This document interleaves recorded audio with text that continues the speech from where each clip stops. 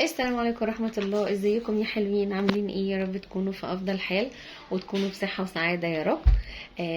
الفيديو بتاعي النهاردة بقى، تعالى اقول لكم انا ب 200 جنيه بس انا جبت منتجات للشعر خطيرة. هتخلصني من الهيشان، هتخلصني من الجفاف، هترطب الشعر، هتنعمه، هتحافظ عليه من الجفاف او من اي مشكلة ممكن تحصل له. ب 200 جنيه بس. تعالى اقول لك انا جبت ايه. والحاجات اللي هقولك عليها دي بجد حاجات ممتازة وخديها عن ثقة. منتجات كويسة جدا. اول حاجه جبتها اللي هو الشامبو بتاع الو ايفا. ده مش اول مره استخدم الشامبو ده يعني بصراحه عجبني جدا، لانه مش بينشف الشعر خالص، بل بالعكس حاسه ان هو بيرطبه فعلا. فده كويس جدا ويعتبر من الفئه الاقتصاديه، لان هو سعره 75 جنيه، فحلو جدا وكميته كويسه، هيقعد معاكي فتره. تاني حاجه احنا بنعوزوها لشعرنا اللي هو البلسم. انا جربت البلسم بتاع سباركل. ده كان اول مره انا اجربه، يعني استخدمته مرتين بس، وحسيت بالنعومه او يعني هتلاقي بجد الشعر مترطب حلو قوي زي ما بقول لكم. ومش بس كده، كمان الناس اللي هي بتعاني من التسليك واللي هو تسريح الشعر، ده هيساعد ان هو هيكون سهل التسريح. وفعلا فعلا لما هتستخدميه مش هتلاقي فيه هيشان خالص. فده من برضو الحاجة الكويسة الاقتصادية اللي انت ممكن تستخدميه. عايزة اقول لكم سعره عايزة افتكر، هو الريسيد مش قدامي، بس عايزة اقول لكم يعني تقريبا 45 55، يعني مش هيزيد عن كده. هو في الفئة ديت. ونيجي للي بعده اللي احنا نستخدموه برضو، اللي هو الهير ماسك او نقوله حمام الكريم. بصوا ده انا قربت اخلصه لانه كويس جدا جدا جدا، يعني شفت منه نتيجة. لا يعني حلو على سعره، اديله يعني 10 من 10.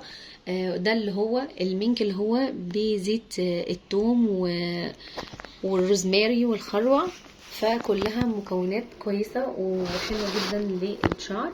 انا زي ما بقول لكم شفت منه نتيجة 10 على 10، تقدري تستخدميه. نيجي بقى اللي بعد كده، خلاص احنا خلصنا بقى من مرحلة تنظيف الشعر والتسريح وخلاص كل دوت. طيب عايزين بقى دلوقتي اللي هو نحافظ عليه ان هو يفضل بقى مترطب، ما يكونش فيه هشام، ما يكونش فيه جفاف، ما يكونش فيه ايه تاني، اللي هو عارفين انتوا الشعر اللي هو بيبقى واقف من قدام، تلاقي كده حبة شعر دول معكنين عليكي دايما واقفين كده من قدام.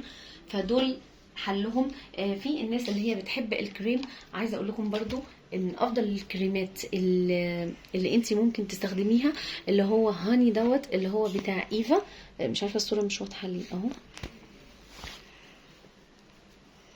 مش عارفه اهو، يا رب يكون واضح. هاني دوت اهو انا عايزه اوريه لكم. بصوا هو ريحته حلوه جدا جدا جدا اهو. بصوا انا استخدمت منه جزء، مش عارفه ليه مش باين، عماله اغير في المكان. بصوا برضو انا مستخدمه منه جزء كبير، مش عارفه مش واضح ولا واضح.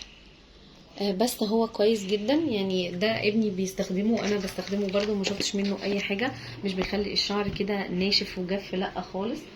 كويس. طب الناس اللي هي مش بتحب الكريمات، عايزه اقول لكم الارجان اويل اللي هو ORS.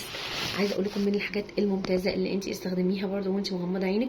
نقطه صغيره منه، نقطتين كده على شعرك، بتدي لمعه كويسه للشعر وبتمنع الهيشان والحاجات كلها اللي بتضايقنا في شعرنا. وهيفضل معاكي لتاني او تالت يوم كمان، يعني مدى طويل شويه. ودوت بتقدري تستخدميه اللي هو يوميا، يعني كل ما تيجي تسرحي تستخدميه. بس كده، وده كان الفيديو بتاعنا النهارده.